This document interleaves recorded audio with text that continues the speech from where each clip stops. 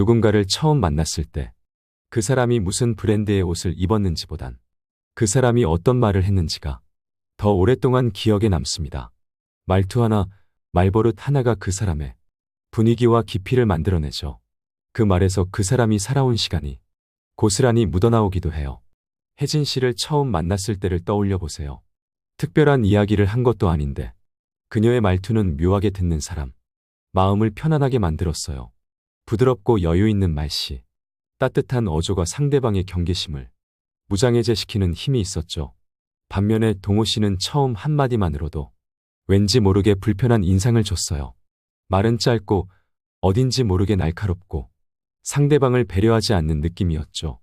예의가 없다, 급하다 그런 생각이 절로 들었습니다. 이 두 사람의 차이는 무엇일까요? 바로 말의 격입니다. 말투와 단어 선택, 표현 방식은 단순한 말의 문제가 아닙니다. 그것은 그 사람의 성격, 습관, 그리고 살아온 방식까지 드러내는 거울이죠. 그리고 더 놀라운 사실은 그 말 한마디가 내 운까지 바꿀 수 있다는 것입니다.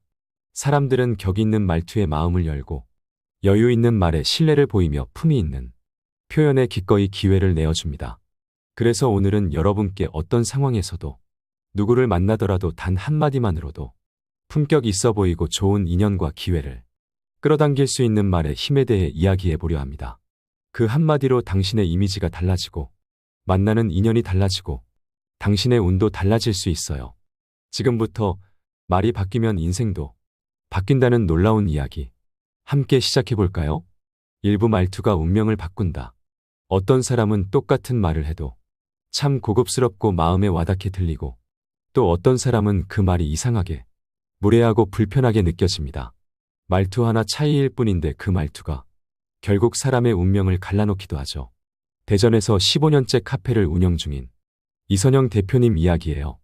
선영 대표님 카페는 재방문율이 무려 85%입니다. 그 이유가 뭘까요? 커피 맛, 인테리어?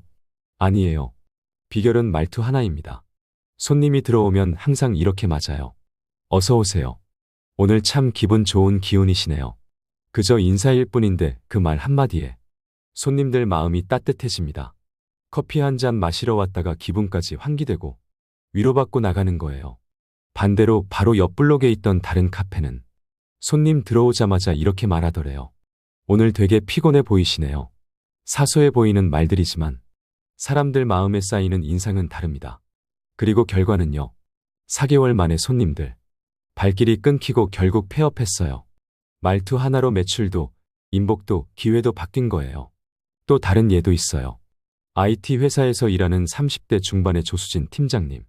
일 잘하고 꼼꼼하다는 평가를 늘 받았지만 팀 분위기는 자꾸 어긋나고 본인은 자꾸 외톨이가 되더래요. 왜 그럴까 봤더니 말투가 늘 이랬답니다. 아직도 그걸 모르세요? 그건 제가 지난번에 분명히 말씀드렸는데요. 그래서 제가 처음에 하지 말자고 했잖아요. 다 맞는 말이죠. 틀린 말 하나 없어요. 하지만 말투가 거칠면 맞는 말도 틀린 말처럼 들립니다. 결국 그녀는 실력도 제대로 인정받지 못하고 팀 분위기까지 험악해졌죠. 반대로 강릉에서 작은 꽃가게를 운영하는 배지연 사장님은 손님들에게 이런 말을 자주 한대요. 요즘 마음이 좀 복잡하셨던 거죠. 이 꽃은 햇살 같은 기운이 있어서 괜히 위로가 되더라고요. 꽃은 그냥 예쁘기 위해 오는 게 아니에요. 당신 마음 닮은 향기를 찾으러 오는 거예요. 어때요? 그냥 말 한마디인데도 마음이 따뜻해지죠. 그녀의 말엔 상대방을 향한 배려와 온기가 녹아 있습니다. 그래서 말투가 바뀌면 운의 기운도 달라지는 거예요. 말은요, 단순한 정보 전달이 아니에요. 말 안엔 그 사람의 기운, 관계의 온도, 그리고 삶의 방식이 담겨 있습니다. 그리고 그 말이 내 이미지, 인복, 기회, 심지어 내 운까지 움직이는 힘이 되죠. 말투 하나 바꿨을 뿐인데 사람이 훨씬 유연해 보이고 사라졌던 기회가 다시 찾아오며 인생의 흐름이 조금씩 부드럽게 바뀌기 시작합니다. 그러니까요.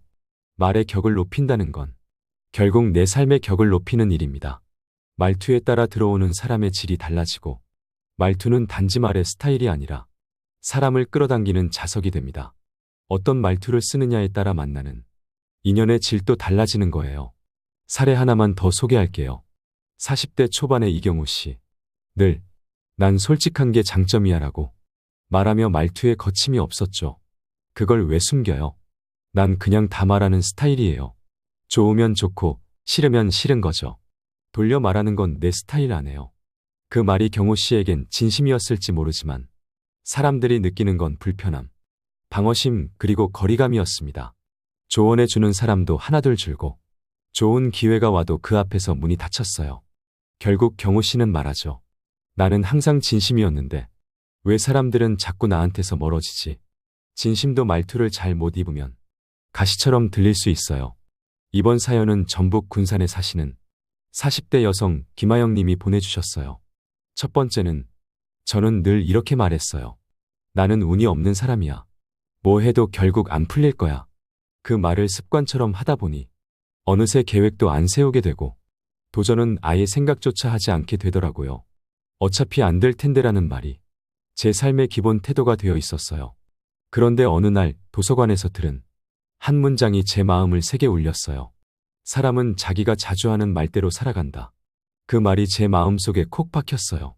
그날 이후 저는 말부터 바꾸기 시작했어요. 그래도 한번 해보자. 나도 언젠가는 좋은 기회가 오겠지. 이런 말을 입에 달고 살기 시작하자. 정말로 주변에서 새로운 일들이 조금씩 움직이기 시작했어요. 말이 먼저고 현실은 그 다음이에요. 두 번째는 다 내 탓이야. 이 말 언뜻 보면 책임감 있고 착한 사람의 말처럼 들리죠.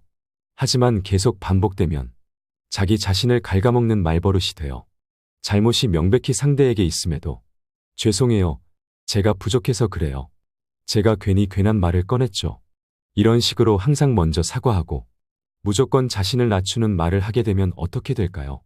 상대는 더 함부로 대하게 되고 자신은 점점 작아지고 불안해집니다. 그러다 결국엔 이렇게 말하게 돼요. 왜 나만 이렇게 무시당하지?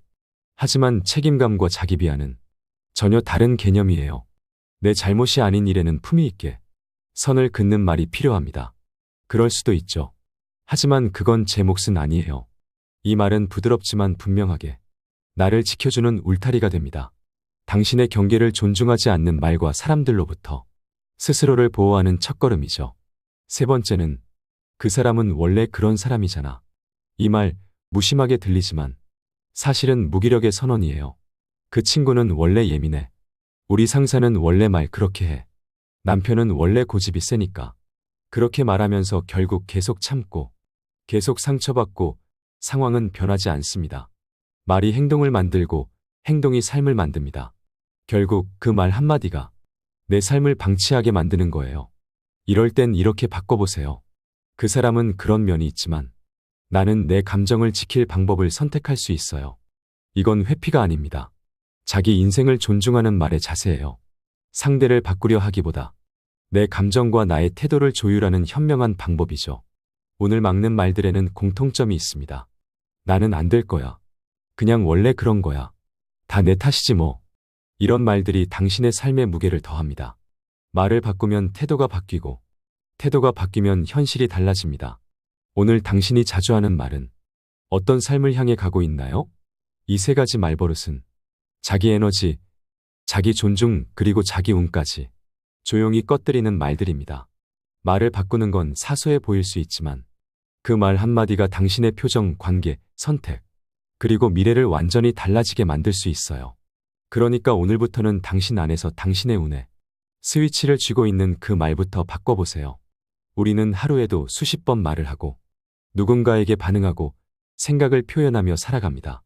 그런데요, 그 말 한마디가 사실은 내 인생을 이끌고 있다는 사실, 얼마나 자주 떠올리시나요? 지금 소개할 세 가지 말은 그저 예의 바른 말이 아닙니다.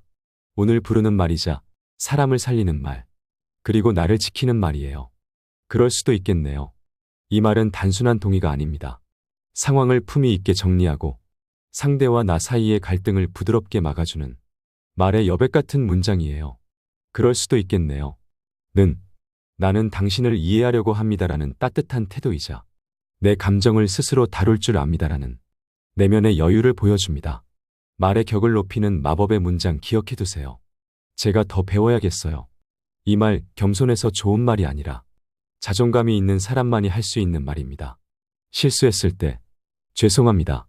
로 끝내는 대신 제가 더 배워야겠어요. 이 피드백 덕분에 더 나아질 수 있을 것 같아요. 이렇게 말하는 사람에게는 신뢰가 쌓이고 기회가 다시 찾아옵니다. 실패를 오히려 성장과 인연의 출발점으로 바꾸는 놀라운 힘이 이 말 속에 있어요. 참 고맙습니다. 덕분입니다. 이 말은 관계를 오래가게 만들고 좋은 사람을 내 곁에 머물게 하는 가장 강력한 말입니다. 제가 잘한 거예요.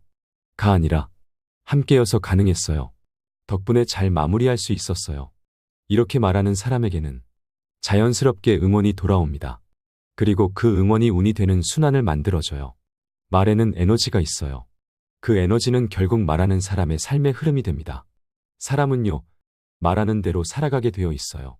그냥 듣기 좋으라고 꾸며낸 말이 아니라 진심에서 자주 꺼내는 말이 내 감정이 되고 내 태도가 되고 결국 내 운명이 됩니다.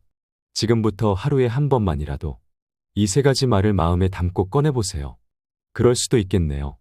제가 더 배워야겠어요. 고맙습니다. 덕분입니다. 말은 공기처럼 사라지는 게 아니라 당신의 삶의 씨앗처럼 뿌려져 결국 당신만의 빛나는 운명으로 자라납니다. 오늘도 끝까지 함께해 주셔서 진심으로 감사드려요. 다음엔 더 따뜻하고 더 위로가 되는 이야기로 여러분 곁에 다시 찾아올게요.